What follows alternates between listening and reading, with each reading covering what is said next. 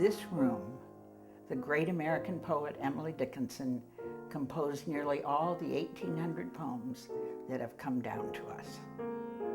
Alone in her bedroom, and over a period of about 30 years, she wrote and revised her poems while seated at a small work table.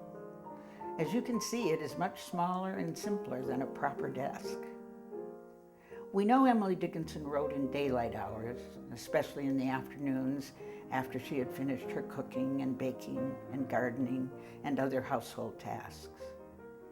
And she often worked by lamplight, long into the night, while her parents and her sister were asleep in their nearby rooms.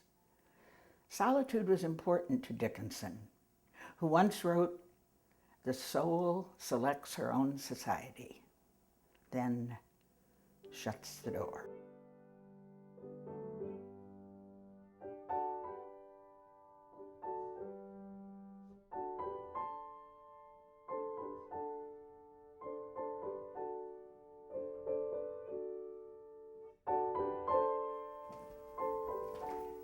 In 1830, Dickinson was born in this house called the Homestead. She died here in 1886.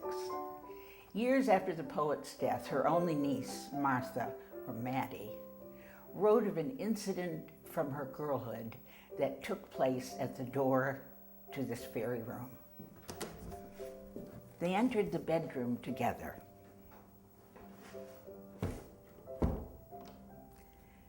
Aunt Emily made as if to lock the door with an imaginary key, then turned and said, "Mattie, here's freedom." This may well have meant that within this room of her own, she had the freedom and the leisure to explore her own thoughts. Alone inside this room, she had the freedom to develop her genius.